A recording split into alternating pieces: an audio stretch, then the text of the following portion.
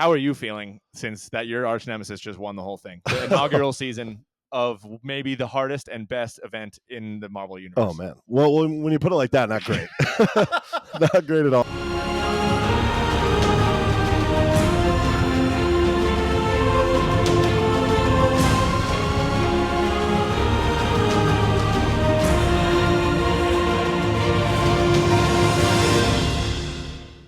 How's it going, everybody? Rolling at you live. We made it. The conclusion of MS100. It's bittersweet because what a championship final 5 races that was. Wow. But it's over. What an event. What a final. I don't want to call it a week, but what a final couple races there. I'm not going to lie, I'm a little disappointed, but not for the lack of racing, because we saw some serious racing. We saw a great display of competition out there, and what a finish. But man, those Oceanics. Yeah, let's just start there. A team that you literally have had a gripe with, had a rivalry with, had a beef with since, I would say, race 40, maybe even earlier, since the beginning of this entire thing. Listen to the last few weeks. The Oceanics need to go. They need to go, and I think they will go. And that's a shim guarantee right there. You know, I can look at the camera and say that. That's a shim guarantee. C is just no leader. He's just not a team room guy. He's just, it's not what we need in Yellow's Marble runs. They have one podium so far this time. And you know they're going to go this week. Okay. And I'm pretty confident in that. So that's a guarantee. C raced well, consistently in the top of the top 5, top 7. I don't believe it's going to be long term. I still believe that. I have trouble seeing them in weeks ahead. I just looking at that last place. Last week the Oceanics. I hate seeing them above us, but we'll get there. You just never liked C's leadership. You never liked the Oceanics. You never liked the Marble. How are you feeling since that your arch nemesis just won the whole thing? The inaugural season of maybe the hardest and best event in the Marvel universe. Oh, man. Well, when you put it like that, not great. Not great at all. My phone line is open. If the Oceanics want to give me a call, I am available to be a coach, because clearly what I said and what they played in the locker room had an effect on this team. Yeah. And C, they should have me on payroll, in my opinion. They really should. Ever since I spoke about them, they were nothing but great. And you know what? I'll give it to C. He showed nothing but class here in this last week. Nothing but class. And a dominant finish to a hard competition. And never a doubt, really, in those final 5 races, I was never really concerned. Actually, it was either the 5th place or 4th place race. C was kind of flirting with last place to get eliminated, but I think it was 5th place, and he beat out Team Primary. Let's start with the track before we get into each of the individual races. So the track was the same as 14A, a track that we really liked. Mm-hmm. A track where the Bell Carousel was somewhat of a non-factor, but the Crazy Chevron. No matter what race, we started with 5 marbles. We went down to 2, obviously, in the championship. Even when Mellow Yellow was behind, we always thought that Crazy Chevron was going to take into effect. We thought seeing Bon go down with Saucer being projected forward. Yeah, it was all. The race was never over, no matter how much of a lead there was. And I think when it got down to, especially when there was 3 and 2 marbles, the first marble to the Crazy Chevron was at a disadvantage, because if they tripped it, they were the one that was going to feel its impact. So it was kind of a weird strategy game there, whether you wanted to get there first, second, third. You could be scared and come in third and be needed to make up ground, or you could be in first and take that risk on of the Crazy Chevron. Big time. Sorry, go ahead. No, there was definitely some strategy out there we saw. We both said it was a little monotonous. It was a little, meticulous how they raced. Yeah. When it got down to 3 marbles, especially in that championship too. It was interesting to see the strategy of the racers. Crazy Chevron, you mentioned, taking the high side, taking the low side. It was a great display of everything we saw. Yeah. And obviously, congrats to C. Oh man, I hate saying C. that out loud. It's an unbelievable tournament for him just throughout. Let's start with the 5th place race though. Team Primary. We saw them go home. They actually weren't even the last team to that final stretch, but they had a slow approach to the end line, and it bit them. And we both had Primary as our champions. They made it to the top 5. Happy for them, for sure. But we were both pretty shocked. Tough way to go out. Yeah. I truly thought Arab kind of ran out of gas here in the last, week 13, week 14. I don't think he belongs in that 5 spot, but having said that, you never know what's going to happen in these kind of races. One race, single elimination. It was disappointing though. I think if you're a primary fan, you kind of expected a little bit better. But top 5, starting top 5 from 100, is great, yeah. but I think once you get down to this, you've beat out 27 marbles to get to where you are right now. You at least want to taste a medal, get a bronze, get a silver, get hopefully the gold to make it this far, to look as good as they did, to race as well as they have, and just come up with 5th and no hardware. Gotta sting for Team Primary. I know it stings for me. I was kind of rooting for him in these final 5. And Team Primary podcast. Sad to see him go. Great season. It was a team with championship aspirations, and to see it end like that was tough for them. And this can send them in 2 different directions. This can be a motivator for the next few events for Marble League and for next year's Marble Survival 100 and Marbula 1, or they can tuck their tail and just kind of give up and be sad that they didn't make it happen. Yeah, they could definitely feel bad for themselves about this one. I really hope they learned from it, because I think this was on right in front of them. I think that really a championship appearance, a medal was right in front of them. Team Primary fans, let us know what you think, because a little disappointment from us. I think a little disappointment. No way around it. Let's go into. I know the TV, so maybe I got the TVs. You got the TVs. Yeah. What do you want? Let's go into number 4, the 4 spot. Oh yeah, because that's pretty funny. It's funny who's sitting there. Who's sitting there, Shim? Tell me. Man, the Purple Rockets. Oh man. Oh man, that must really stink. Tough Good for thing the we never Purple apologized for them. So close to a medal too. So close. Oh, sorry. Man, they're really gonna hate us after this. Really sorry, Purple Rockets. Really sorry, Purple Rockets. Yeah, but, not really. Just kidding. You didn't deserve to be here. You came in 4th place. It's good that you're not going on with hardware. I got nothing else to really say about you except for that you're lucky you made it to the 4th spot. It's tough because we've obviously getting a lot of hate from the Purple Rockets community. I think you should be very, very happy with 4 if you're a Purple Rockets fan. Oh, you should be thrilled. You beat Primary, which you didn't deserve to even be in the top 5. Purple Rockets at 4, and honestly, we did one big high five when we saw that racer come in last. I mean, and we didn't even need a high five. It's that we should act like this. It was expected to happen. They should not have even been here. I don't even know. Look, they had a couple good finishes throughout the season. They got lucky by the Crazy Chevron bouncing them into the top 5. Somehow they beat out Primary in the 5th place race. But to see them go home with no hardware is just chef's kiss. It is the chef's kiss. Yeah. All jokes aside, really great for that program. Yeah. You should really be proud if you're a Purple Rocket fan. I think this could propel the Purple Rockets into future top 5s and podiums. Absolutely. You have to be really excited if you're a Saucer and Purple Rocket fan. Yeah, they're a team on the rise. I mean, I won't deny that.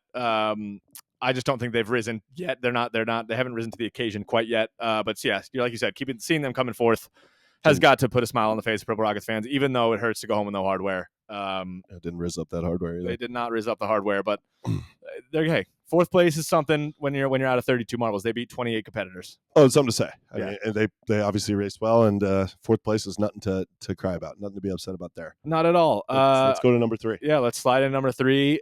A team that both of us were very high on, Bumblebees. Just unbelievable racing. For a reserve to get a medal, I mean, congrats on the bronze, first of all, for the Bumblebees. That's awesome. Absolutely. For a reserve to be able to achieve that is nothing short of a miracle. It's super impressive. I wouldn't be surprised if he gets promoted to everyday racer. I think you have to. I think you have to do it. I really in think the you off have season. I truly impressive. You were definitely rooting for them a little bit. I was. Found you rooting for them. Yeah. Towards the end there, nothing you should be upset about. A podium in this kind of competition, a bronze medal, definitely awesome for that team and that franchise, and really promising for the future. Especially the way Swack's raced, being a reserve runner. The future's bright for that franchise. 100%. They've had some success in the past, and it just continues now. They've got some medals in Marble League just to their name, but they can add this one to the trophy case. I think be happy. I mean, you're never going to be happy if you don't win the whole thing. The season only one team is happy at the end of the season. Only one team can win. Only one team can win. Only one team can be happy. But if you're a Bumblebees fan, top 3, unbelievable season. I don't know, just great job. Yeah, no, awesome. Except I will say, just in that race with 3 marbles, Bumblebees really never had it. No, I think to be honest, I think they were racing 2 podium. I think they were just kind of hoping to hang around, stay in that middle ground. I think they definitely took your advice of that crazy Chevron. They didn't want to be leading the pack a little bit there. They were just kind of conservative, which I totally get. Experience, I think, played a part in it, and we mentioned it a couple weeks ago. It's a hard competition to win. I just think C probably had the better experience. He was more of a veteran out there. Yeah. Swax will definitely learn from this, and he's scary going forward. I think so. He's a racer we're going to be talking about for a long time. I think so. I agree. But just also in that race, like they were hanging back to not trigger the crazy Chevron. But you got to also think if stamina came into play. We've been talking about how good the Bumblebees have been racing. I know that Swax is a reserve. He's probably got one of the bigger gas tanks, but he was really pushing it in 13A, 13B, 14A. So maybe he just ran out of gas here. It's felt like he's been pushing it since about week 11. Yeah. He's really been excelling. You know what? He did his job, and he did everything he could. Yeah. A team we put it in the middle of our power rankings, but to say that the Swax podiumed, I think you got to be proud if you're a Bumblebee fan. 100%. All right, so let's jump into the final. Oceanics versus Mellow Yellow was the final. It seemed a little bit like David versus Goliath, except Goliath ended up winning this one because Oceanics were on paper. They had to have been favored by a lot. Mellow Yellow, a team that we had said last episode we thought would be out early on in this final five. Yeah, Mellow Yellow, great performance. I think take us through, because we were kind of talking about it off air. Take us through that cat and mouse game of the championship race. Different style of race, but take us through your thoughts there. 100%. It was really tentative. Both the marbles coming down that track, and like we just have been talking about, the first racer to that crazy Chevron. It's especially with only 2 marbles left. If you're taking a big risk by being the first marble there. If you trigger that crazy Chevron, you could lose yourself the championship, lose yourself everything in this MS100. But the Oceanics, savvy C, great racer, great player, managed to avoid that crazy Chevron trigger, and he was off and running. That's where we saw experience come into play. Yeah. A really impressive race by C. I hate saying that out loud, but it really was impressive. I think Mellow Yellow had a good strategy going in. I think Yellow had planned it out as well as he could have. Yeah. He wanted to sit back. He wanted to let the Oceanics kind of lead. But he stayed close enough where he was still in the race. Close enough, but we saw it, after that crazy Chevron right before it, C really took off, and he, made that distance bigger, and his lead just increased. I think Oceanics put it on display there at the end. Yeah, and to add insult to injury, Mellow Yellow ended up tripping that crazy Chevron and got absolutely put in the spin cycle. So, yeah. Silver medal for a team that we did not think would be here. I think in our top 10 power rankings, we had them somewhere around the 7 or 6 spot. So to see them come all the way in second is awesome. Silver medal for their trophy case, a pretty storied franchise, a team that we did a background story on. They're gritty. They fight. They scratch and claw to try and get things done. It wasn't quite enough, but it's an amazing accomplishment for this team. We definitely saw, we did the spotlight of Mellow Yellow a couple weeks ago. We definitely saw that blue collar style of racing. Yeah. All credit to Yellow. All credit to Mellow Yellow. I think they overachieved, similar to the Bumblebees. And it's a great finish, a great medal for that franchise. Should be very proud. 100%. And then there's your champion. The maybe one of the more hated marbles on this podcast. I have nothing but respect for Oceanics and C. We also did their backstory. And if you remember, they had a coaching change in October of 2023.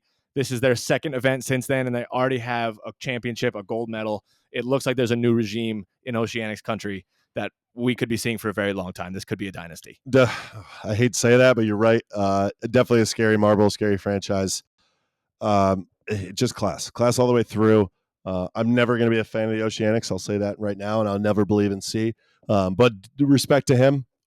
He proved me wrong, and that franchise probably will haunt me for the next years. As this dynasty grows.